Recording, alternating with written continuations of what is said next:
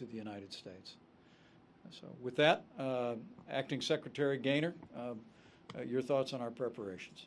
Good afternoon, Mr. Vice President, and welcome back to the FEMA headquarters. It's always great to have you here in the House. Thank you.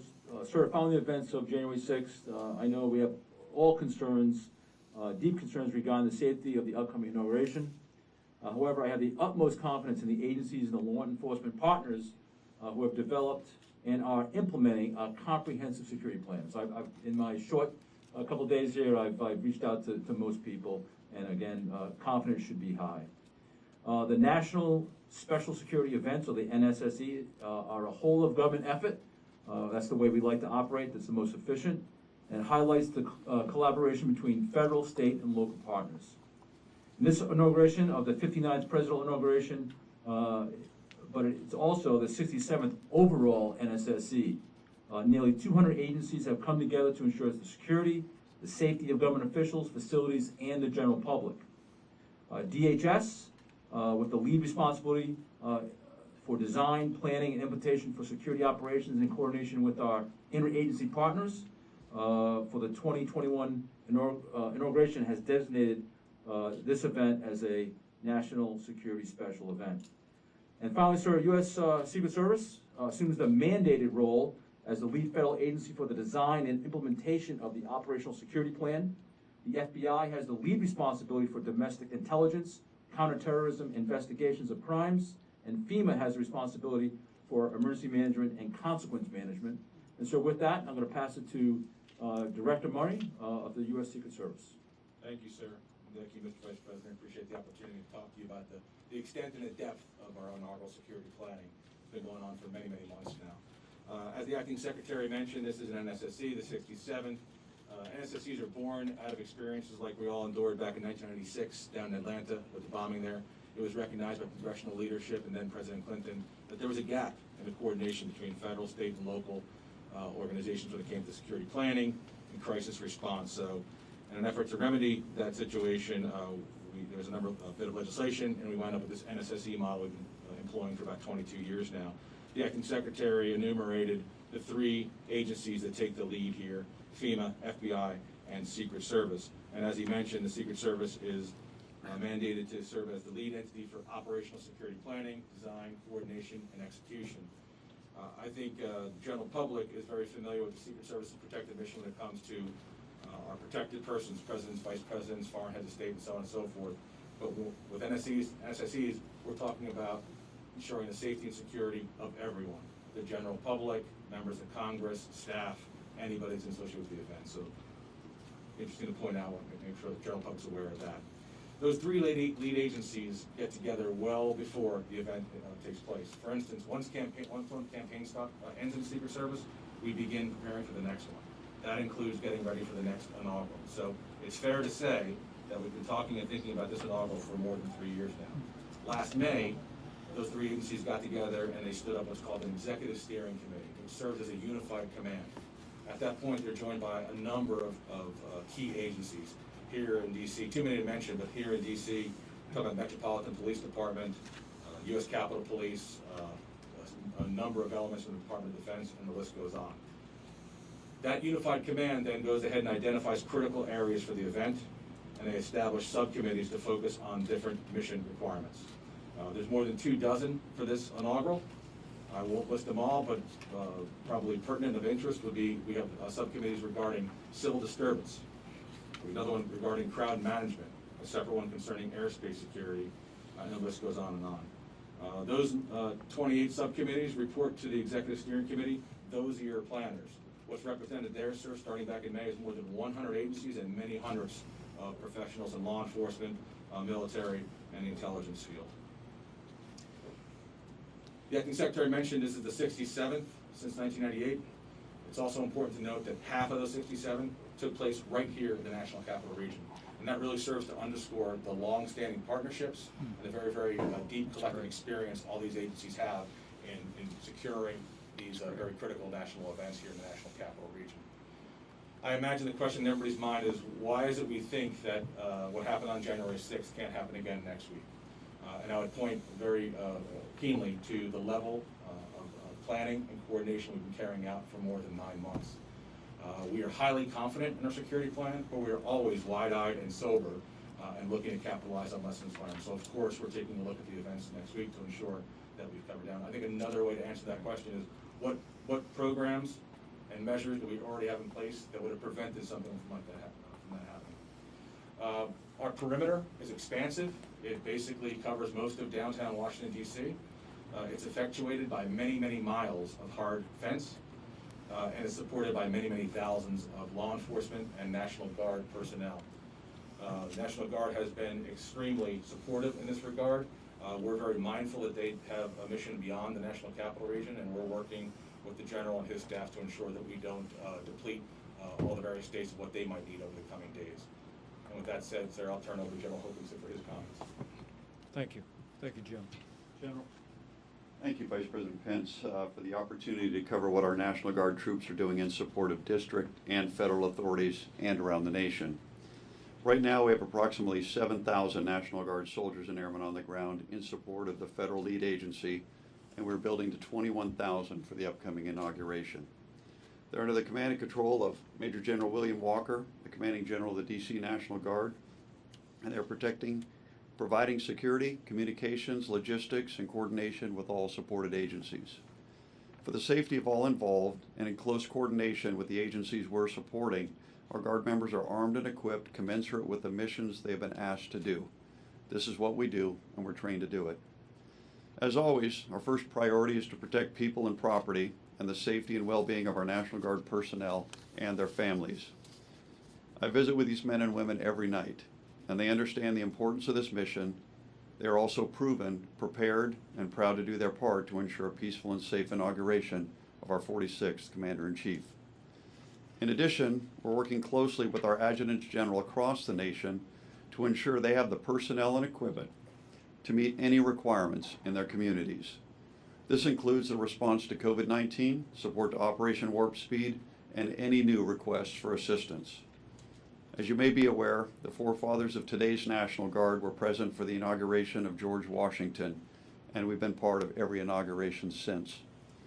This support is made possible by our governors and their adjutants general, who have met every request we've asked of them. Lastly, I would like to thank our National Guard service members and the families and employers who make their service possible. While the last 12 months have been unprecedented, we continue to respond to every mission, both here at home and overseas, living true to our motto, always ready, always there. Thank you. Thank you, General. Chris? Mr. Vice President, just as we're doing with our investigation into last week's violent activities at the Capitol, we're bringing our aggressive operational capabilities and deep investigative and intelligence expertise to next week's inauguration. So, as Director Murray said, while the Secret Service takes the lead in inaugural security, the FBI is the lead federal agency for crisis response, for counterterrorism investigations, and intelligence analysis. And in that vein, as Director Murray said, we've been planning for months and months on this, which is part of what I think gives us the confidence that we have. At the FBI, we've set up a national command post at FBI headquarters, as well as a command post in our Washington field office, which I know you've visited before and you would recognize, as well as we're having command posts in all 56 of our field offices. Those command posts bring together personnel, not just from the FBI, but from across the government, to gather intelligence, to assess potential threats, to coordinate investigations, and to surge resources where needed. And they make it possible to share information in real time and allow our personnel to continually update those threat assessments. And those command posts are going to be running 24/7 through the inauguration and in some cases in the days to follow. We're monitoring all incoming leads, whether they're calls for armed protests, potential threats that grow out of the January 6th breach of the Capitol, or other kinds of potential threats leading up to inaugural events, and then various other targets. So we're lashed up with all of our partners in that regard. When we talk about potential threats, maybe I'll just say a word or two about that. We are seeing an extensive amount of concerning online chatter, I guess the best way I would describe it, about a number of events surrounding the inauguration. And together with our partners, we evaluate those threats and what kind of resources to deploy against them.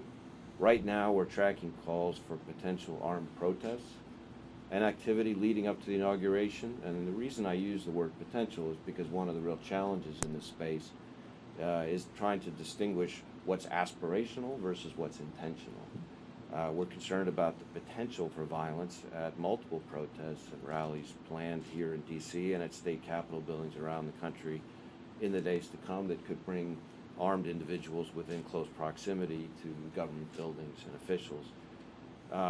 As you can imagine, the volume of information out there is significant, but we've been pushing that information as rapidly as possible to all of our relevant law enforcement and intelligence partners. And if we find that an individual poses a violent threat, then we and our partners will take advantage of every lawful authority and method we've got to disrupt any attempt or attack. Our posture is aggressive, and it's going to stay that way through the inauguration. So in that vein, we and our partners have already arrested more than 100 individuals for their criminal activities in last week's siege of the Capitol and continue to pursue countless other related investigations. And those help not only prevent those individuals from any effort to repeat that kind of activity, but also should serve as a very stern warning to anybody else who might be inclined to try to engage in that activity.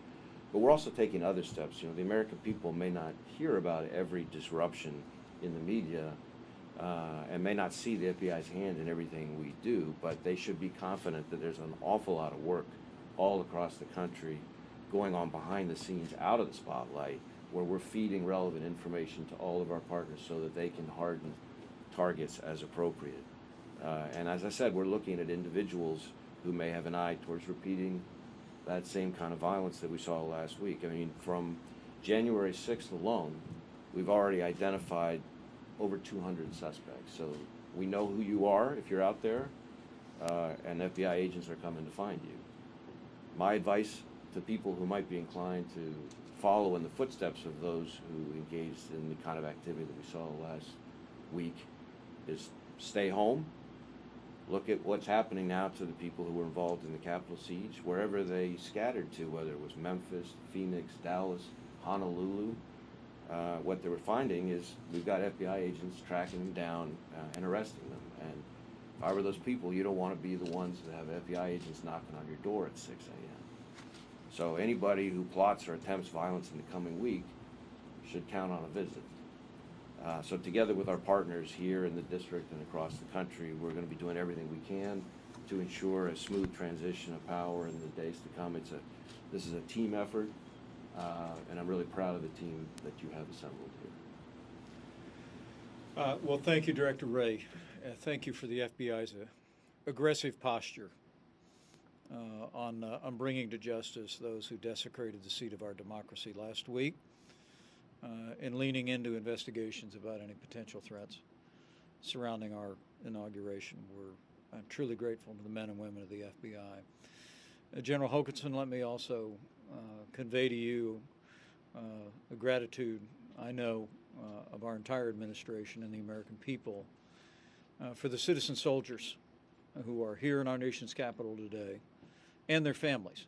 I hope you'll convey to them just how proud and grateful the American people are for the work they have done and that the work they'll do in the historic days ahead. And to Director Murray, thank you very much. I know the U.S. Secret Service is in the lead, but you sharing that literally dozens and dozens of coordinated multi-agency events have taken place successfully, safely here in our nation's capital gives great encouragement to us and to any American that would be looking on today. And to the Acting Secretary, thank you for FEMA's role in all of this important work. And I look forward to a further discussion. But I want to say to each and every one of you, on behalf of the President and on behalf of the nation, to remain vigilant. The American people deserve a safe inauguration on January 20th, and I encourage you to convey to all of the members of your teams to continue to lean forward to ensure that we achieve just that. And I welcome the words of confidence. I think, Secretary Gaynor, you said confidence is high. The American people can be confident that our administration will continue to work every day between now and January 20th to ensure an orderly transition. And we'll continue to work with all of the agencies represented here and the tens of thousands of men and women that are working around the clock to ensure a safe inauguration for our President-elect, for our Vice President-elect, and for all of the American people. They deserve nothing less. And I thank you for your efforts. Thank you all.